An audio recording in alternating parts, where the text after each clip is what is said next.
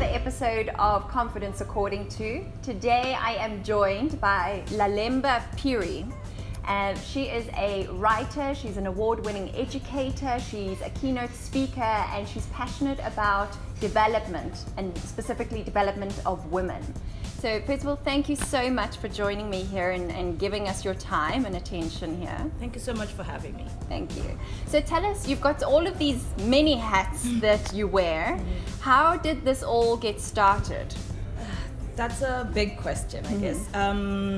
So I'm from Zambia originally, so I was born in Zambia. I think I was fortunate to have the combination of a very entrepreneurial mother during a time when women being entrepreneurs was quite new. My dad was very scholarly, so really focused on education, and both of them were passionate about making sure that we got a good education. And so growing up, I was always around my mom and her business and seeing what she was doing, and seeing her kind of break the ceiling for women in entrepreneurship. She was such a feisty personality that just never took no for an answer. Had several businesses ranging from nursery schools to a stationery shop to a security firm, to a fish farm. Like the range, the range was massive across the board. It was almost like if you dream it, she could just then make it happen, right? And so for me, growing up with her as a role model was almost like you can just go out and get whatever you want. And it's something that I personally took for granted because she was my mom and I grew up around that. So every day after school, in grade school, when I was like grade 1, grade 2, after school I would end up at the nursery school at my mom's business, and I was seeing how that was being run. I would help write out invoices and really got interested in finance and business. And then I guess then growing up, I lost my mom when I was 16. Okay. Yeah, and it was a bit of a rough patch for me personally because we were really great friends on top of being mother and daughter. Like we were close. And I had a bit of a rough patch with my dad for a bit. And so at some point I had to put myself through college. But during this whole time, it never occurred to me to give up because all I knew from my mom was that you just make it happen. And so you make a plan and you make it happen. And then I got to be entrepreneurial pretty early on. You know, everything. I sold everything from cakes to rice to fish to lingerie, which was my breakthrough product. Wow, really? Yeah, to lingerie, and that helped towards my college fees. Got lots of support from family and understanding how the close-knitness of family in terms of really helping you finance stuff matters in Africa because we don't have the social safety nets, like we don't have student loans, for example. And so it matters that your family is supportive in your network and in what you're doing. And so I developed the entrepreneurial skills pretty early. And it's something that I took for granted. And when I made the choice of a career, I thought finance would be the thing because I loved making money. I loved understanding how money works. And I wanted to know how money works personally, as well as how does it work in a business. And growing along, I guess, you start to see that friends are having challenges with managing their own money, and they used to come to me for a lot of advice on that. I ended up writing a book on it. So it was one-on-one, like just personal finance management 101. Okay. Specifically tailored at women and how we could overcome a lot of the intimidation that is around how you manage your money, understanding how your money works. And I definitely did not expect it to be taken up as quickly as it was. Because initially it was really like, I'm getting the same questions all the time, so I might as well put it in a place where I can say, download the book, and then you can ask me questions after you've downloaded the book. But it was downloaded so many times and from women like across the world. Wow. And it made me see how enormous the challenge was, but then also the opportunity to educate. Yeah. Right? And along the line, I was working in the oil industry at the time. I realized that this is what I want to do. And so I went into financial education, and specifically for women. And my passion was really to just empower African women, particularly. And so that was my focus. I loved it. I worked for different industries, from the likes of the Foschini Group to Mars Africa, running workshops from students to entrepreneurs, from just women's charities, everything. I worked across the spectrum. And eventually, whilst I was studying for my master's degree at the Graduate School of Business, I was doing my master's in development finance, because now I wanted to move my impact from personal finance and business finance to a more developmental focus, because I'm really passionate about development. And I believe it will take everybody, not just government, to ensure that Africa progresses at the rate that it needs to catch up and exceed, because I do believe we're going to be the next superpower. But it needs everybody to come together to make it happen. And then I got a note from a company that was looking for somebody to help bridge the cultures between their Cape Town office and their Zambia office. And being a Zambian living in Cape Town at that point for probably 5 years, I thought, great, let me look at this opportunity. And that's how I met Zoona, the company that I'm currently part of. And so it was interesting, because initially it was like, okay, cool, I'm going to consult for a month. And then I went into Zambia to see how the operations actually work, because at the point, none of my friends really knew about the brand and what it was doing. So I went into Zambia to see what the company is doing.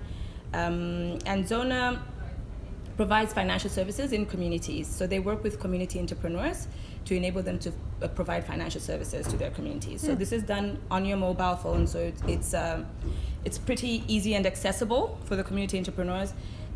We provide them with financing upfront, so that we ensure that the opportunity is open to everybody. We provide them with training, we provide them with a lot of technical support and reporting structures to help ease that access to business for them.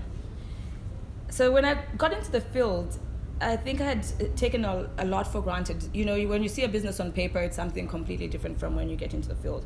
And what struck me was when I went to see one of the community entrepreneurs, one of the agents, to see what her business was like. I was actually getting a payment because I wanted to see what the transaction looks like physically for the person. I noticed that in the queue, there was a gentleman that was clearly like really from a poor background, torn clothes, flip-flops, and very self-conscious. He couldn't speak English, and so he was really self-conscious. But when he got to the front of the queue, the girl that was serving him from the community entrepreneurs business just treated him like everybody else. She just popped up and said, "Hello, John, how much are you receiving today?" And for me, that was when the pin dropped for me, that I want to be part of this and I want to help this scale. Because I thought about what would John have done in that situation. He was definitely not going to walk into a bank. Yeah. He could barely speak English. He was so self-conscious, and at that point I think he was receiving something like $10, but she made him feel as important as the person that was receiving $100. And I could see how I could add value to growing the brand, to gaining traction into the rest of Africa, because financial inclusion is needed all across our continent. For a lot of the countries that we work in, only like 20% of the adult population is banked, which leaves 80% to do what, right? There's still such a high need for things like moving of money, for saving, for even access to credit that's not available for a lot of people through the formal financial services. And so it leaves an opportunity for companies such as ours then to really tap into that to promote financial inclusion, but also financial well-being, because we offer this entrepreneurial opportunity to a lot of people who just wouldn't otherwise have the opportunity. And I was offered stock options, and for me that mattered because it showed that I was valued as equally as the value that I was bringing to the organization.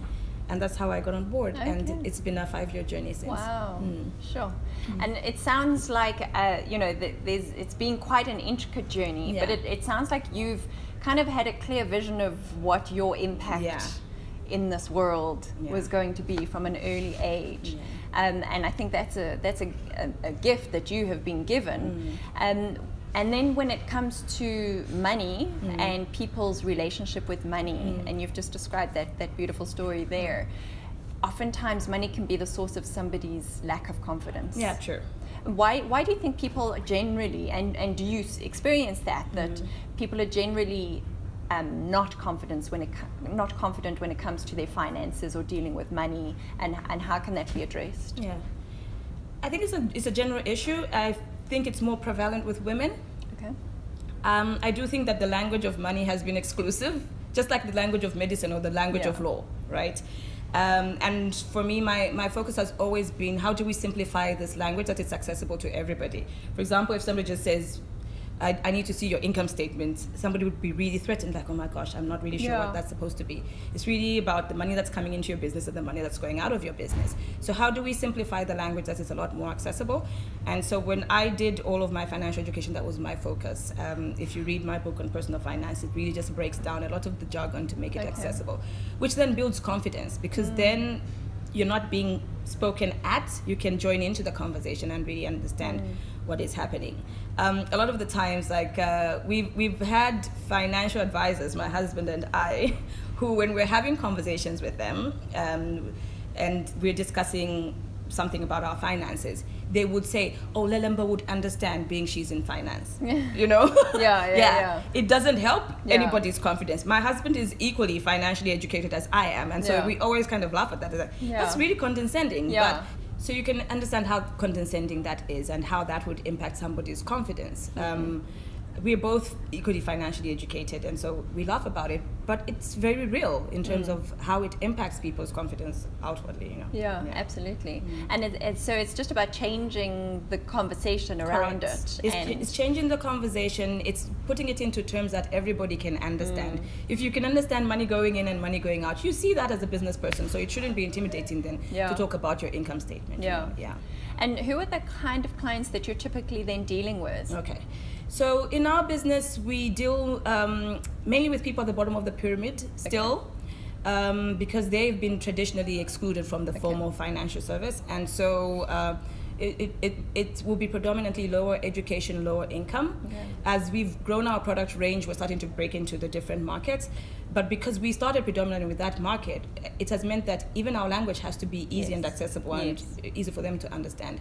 And so how we do then our communication, because I'm the Chief Marketing Officer now, and so I look after customer experience, I look after brand and communications, and I also look after like some of the insights that are coming back from the customers. How do we use these insights to put out communication that is easy for everybody to understand? And so it sounds again like you've been fairly confident throughout this whole journey of yours, because you've had this vision and you've known where you're going. Has there been any times in this journey where you weren't feeling that? You know? Absolutely. Absolutely. There has been, and sometimes you take leaps of faith. That's all you do. You don't know if it's going to work out, but you just take leaps of faith, right? If I think of moments, for example, when I had to leave my work in the oil industry to start on my financial education journey, it meant that I didn't know what my income was going to be.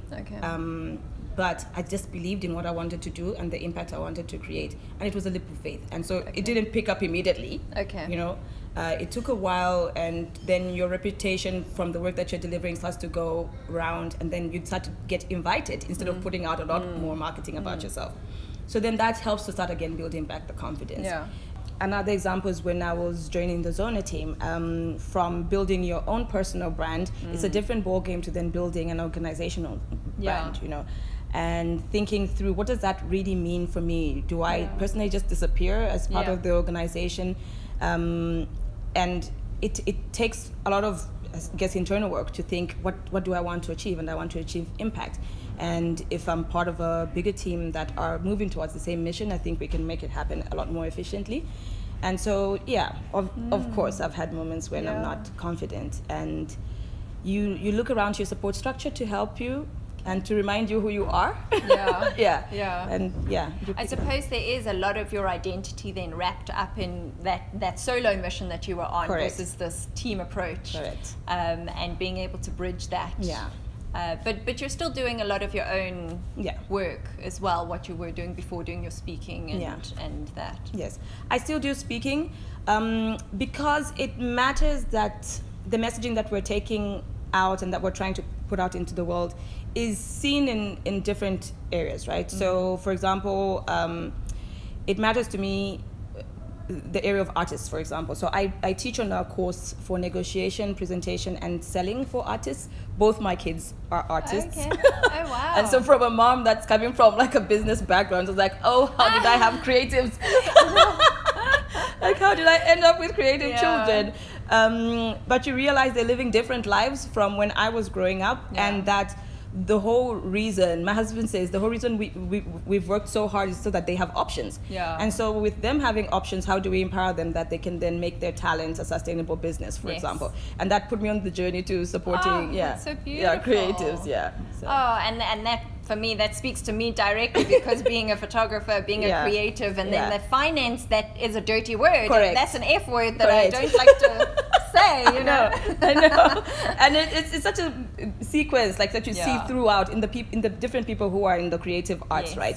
Even just like pricing your product, the intimidation around it. I think I need to book a session with you or something, because I definitely need to work that one out. Thing. Even all these years down the line, I don't think it gets any easier. Yeah. And now you mentioned your mom was a pivotal, player in your development and your entrepreneurial spirit. Has there been any other pivotal people in your journey that have, given you that support, being the person who mirrors and reflects back to you what in that time of need, and encouraged you to go along with your journey? So my dad is as well. So my mom was a role model, because I just lived around her and I saw her just operate at this entrepreneurial level. That was quite a marvel, and I took that for granted, right? And to come out into the world and realize it's not there really, and it's something that people find intimidating, particularly women. And also sometimes when you're working with men, they also find it intimidating if you're that entrepreneur or that focused on your leadership and stuff. My dad has been really essential on my journey. He's always put it in me that it doesn't matter if you're a man or a woman, you just go out and achieve whatever you want to achieve. Awesome. From an early age, this is the consistent message that he's always reinforced. It doesn't matter if you're single or you're married. It doesn't matter if you have kids or not. Like, who you are is what really matters. And that's something I've never departed from, from childhood. And secondly, neither of my parents ever put a negative connotation to the fact that I was always entrepreneur. When I was a kid, like, I would loan money to my siblings, and then like I would just like harp on it, like I need my money back. So they called me Patel because I was very entrepreneurial, and during that time the Asians were the most entrepreneurial in the country. So but it was always with a funny twist more than a negative connotation, and so it was encouraged. My older sister brought up a conversation where she said, when I was about 5 or 6, I was reading through a mortgage statement, and I asked my dad what the credits and debits mean, and he described what it means. And then I said, "Oh, Mom, so it means you don't own the house, it's the bank's house." Wow. And how they just like, he said, absolutely, you're right. So there was never a shame about talking about money or really digging into the conversations that I wanted to have from an early age. So that mattered. Also, he's helped shape my career because I do talk to him about important career decisions. For example, when I was joining Zoona, he asked to meet all of the founders. Oh, okay. You have to meet my dad. Yes, first. exactly. Taking you on a date. Yes, exactly. That's so cute. Yeah, he insisted. Said, I need to meet them. I want to make sure that you're connecting with people who care about what you're trying to do, but who also care for the people that we're serving. And so my CEO, Mike, jokes about it was more intimidating meeting my dad than meeting his father-in-law. Oh, my word. That's so funny. So he's always been on the journey with me, helping me shape what I do. And critically, my husband, like, what a guy, you know. I have a busy schedule. I'm extremely ambitious. I travel. I'm seeking knowledge all the time, and on top of just like being such a great support system for me, he challenges me to be more, constantly. So he challenges me to be more. He's not afraid to call me out on stuff if he thinks I'm going down the wrong track. He's an equal partner and has always taken me as an equal partner, both in business but also in like our duties at home. We've never taken on your typical roles at home. Whoever is available just does what needs to be done, and so I think it like that matters so much. And when I was reading Lean In for the first time, there's a statement that Sheryl Sandberg says, your choice of marriage partner is an important career decision. I said absolutely yes. Yeah. It is an you're important so career right. decision. Absolutely yes. Yeah. Absolutely. It could Yeah. make or break your business. Absolutely, it could, right? And the stress that comes from the tension if you don't have a supportive partner really would be an inhibitor. Yeah, and to have that understanding that you are dedicated. Yes. Yes, you are a mom and Yes. you are a wife, but Yes. you are just as dedicated in your career. Correct. And giving you that Yeah. leeway. Yeah. You know. Yeah, and cheering me on, Yeah, right? And the cheering me support. on and being there for me when my confidence is shattered. Yeah. Yeah. You know, Yeah. so. Oh, that's amazing. You're very blessed. Thank you. So then you've got, you know, your dad and your husband, and so they're obviously very present and very involved in your career, Yeah. almost as involved in it as you are. Yeah. How do you, as a mom, as a wife, as a daughter, how do you manage that balance Yeah. of, you know, your attention in your business and your career that you love with, you know, the rest of life? Life is more than just your business. Yeah, true. So a couple of things. One is to be selfish. So Okay. I'm really selfish about my time and where I invest it. Okay. You know, I make time for family. I make time for close friends. I make time for my work. Those are things I'm passionate about. I make time for my health. You know, eating well and trying to sleep as much as I can. Okay. Not successfully all the time. Okay. But being a lot more conscious about it matters. Otherwise, you find yourself moving from people's program to people's program and feeling drained and feeling like I don't have time for myself. Yeah. There are things that I schedule in deliberately into my year, just so I don't deviate from the commitments. Yeah. So being selfish about time matters. Secondly is creating structure around how we do things, right? For example, we have one annual family holiday where it's completely phones away, have some good quality time. I have an annual honeymoon with my husband, Oh, which is awesome. just about us and connecting. Wow. And I also have my own holiday, which is just about taking personal time out to kind of self-reflect and check in with myself. Because I also don't want to get lost in the roles, Yeah, right? yeah, It's yeah, important yeah. to check in, is Lelemba still happy and is Lelemba still feeling she's on track Yeah. with what she wants to do, yeah. And what does that look like? Do you go away? Or I do go you do- away. Okay. I go away, and it has taken different forms. Sometimes like a complete crisis. I'm like crying for a week. I'm like, am I really feeling like I'm drifting, like mission Yeah. drift? And sometimes it's like a joyous week away of like Yeah. really feel like I'm in flow. But those check-ins matter. Yes. right? That Yeah. is such a brilliant idea. Yeah. I think that should be mandatory. Yes, yes, yes, yes, yes, yes. You may not pass go unless Yes. you've had your week alone. Correct. And you see, because it's so easy to get lost in the roles, Yeah. right? It's so easy to get lost. I joke to my friends, I said I've been responsible for a long time. Like Adulting is I've tough. been adulting for a very long time, Yeah. right?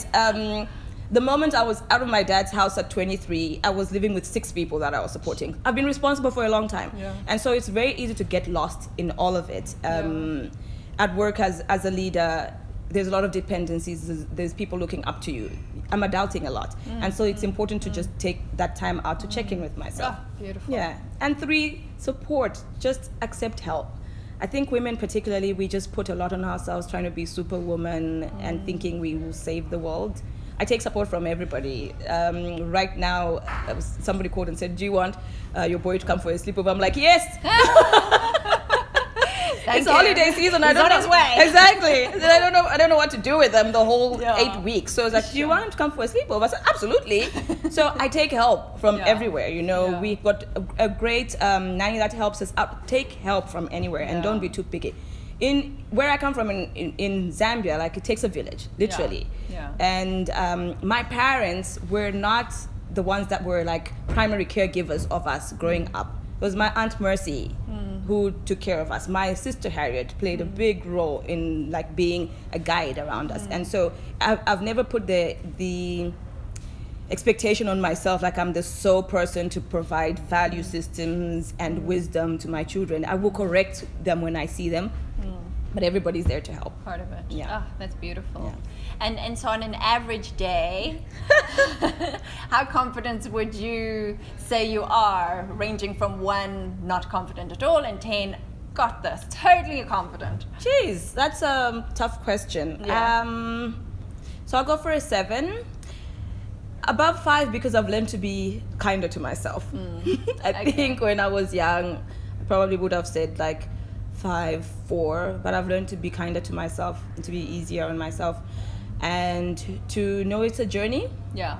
And it's important to enjoy the journey and not always chase after the destination, because the destination moves anyway. Yeah. It moves. It's a moving target. It's a moving target, Yeah. right? So have fun whilst you're on the journey. So I'll say 7.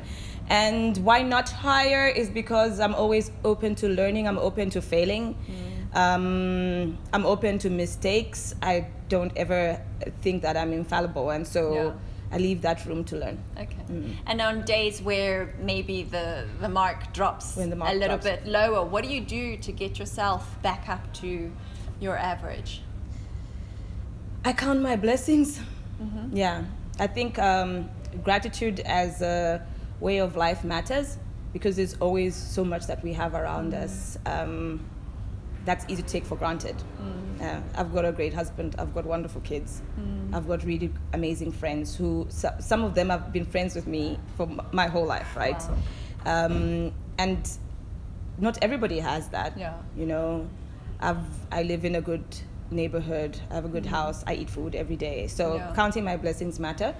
And I tasked myself to I'm going to write 1 to 200 why I'm grateful. And then it just changes your state of mind, because then you're focusing on what really matters. I've got great health. You know, there's so much stuff that we take for granted. Yeah. Like I've got great health. I'm very active. I travel a lot, and I'm still physically intact. It's things we take for granted. Yeah. What role does confidence play in the work that you do and the impact that you promise? Cool. I think it plays a major role, right? Sometimes the work that we do is breaking ground. It's working with a group of people that have been ignored. It's creating new products that are just specific to their need. So we don't know sometimes if it's going to work or not, right? Okay. And so you have to just be confident and believe that the processes that you took to get there, that the conversations that you've had with your customers as to whether you can take care of their needs have worked. It means everything to be confident. Also, we're promising to impact 1 billion people. We're promising to create 10 million entrepreneurs on the continent.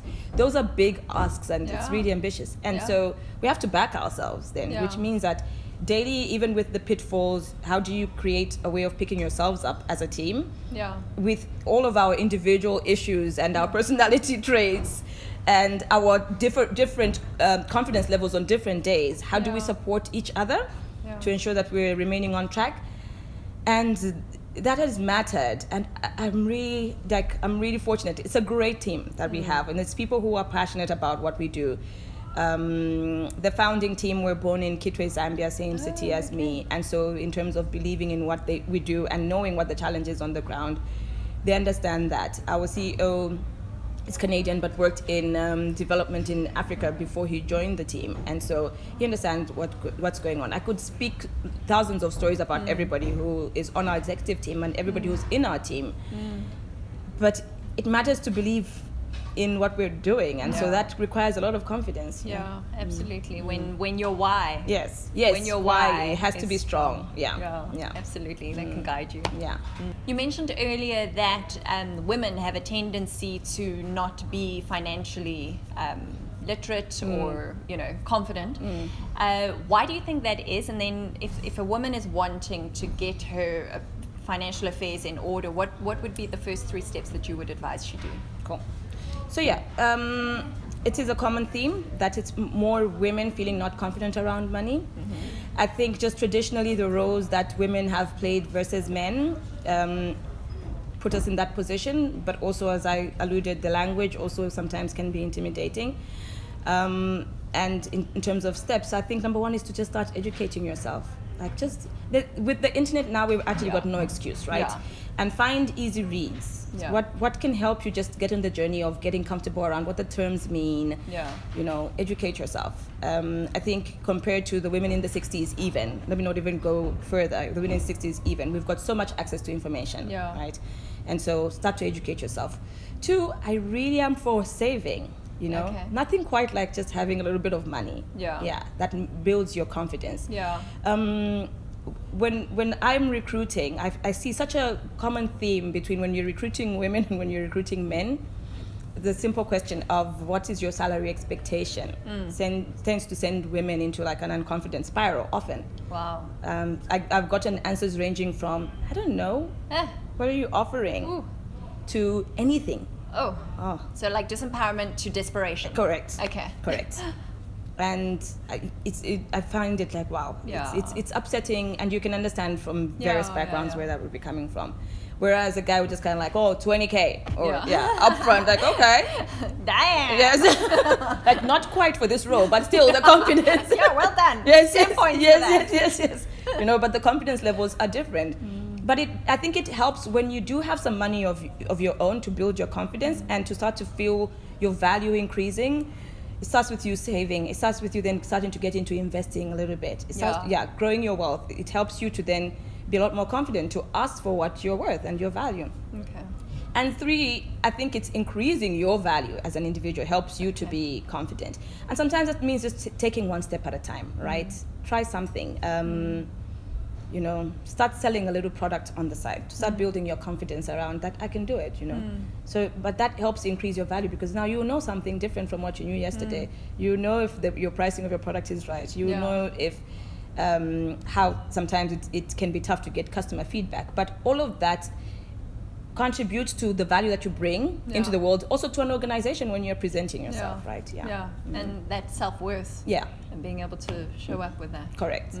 Do you have any mantras or affirmations or any sayings that you use on a regular basis to keep that voice in your head on track? Yeah. I am enough. And I think that matters in all the roles. Yeah. When you're mothering, you question yourself a lot. Like, oh my gosh, am I bringing these kids up right? You know, I'm enough. In your career, to know that you're enough. In your relationships, to know that you're enough. So that has mattered throughout for me.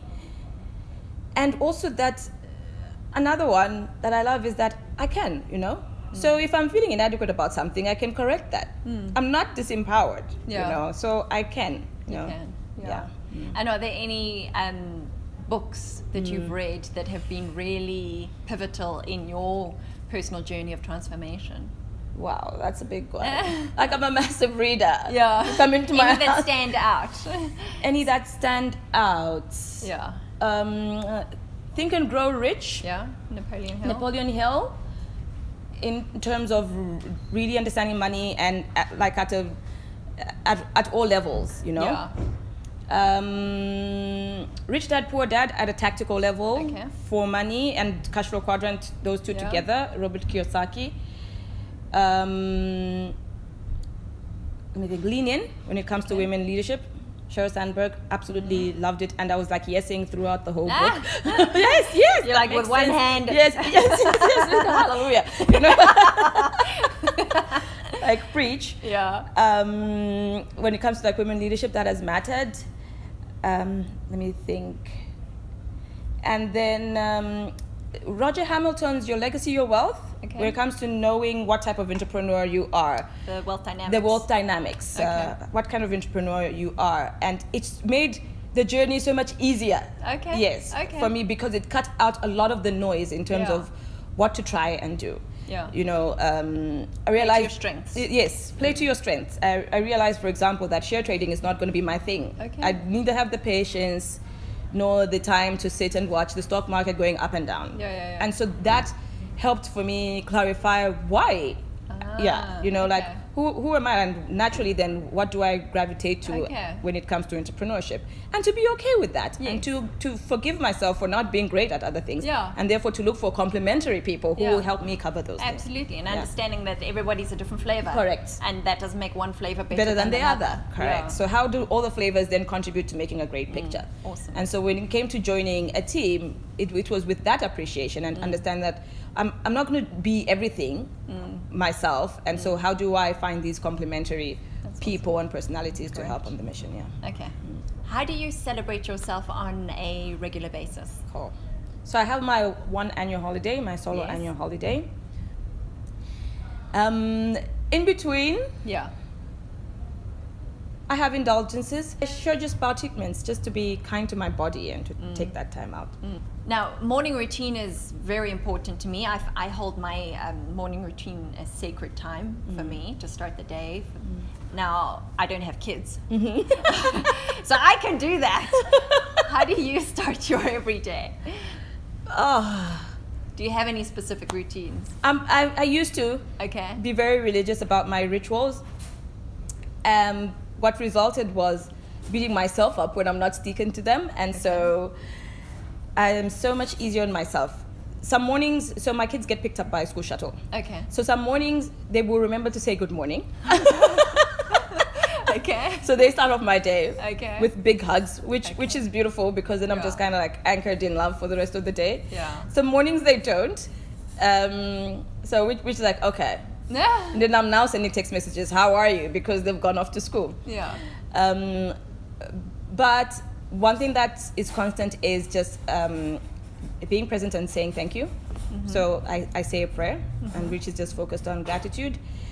And then I think through what my day is going to be about and whether that's the best use of my time. Okay. That's about it. Okay. Yeah. So share with us something surprising that most people wouldn't know about you. Okay. So I've got a group of friends of about 8 women that I met online during the first Big Brother Africa, because it was such a big craze and we used to be on this forum arguing with each other about which housemate from which country was going to win. Luckily Zambia won. Oh, okay. Yay, Zambia. yes, Zambia. That was Charisse. That was 2003. Oh, so okay.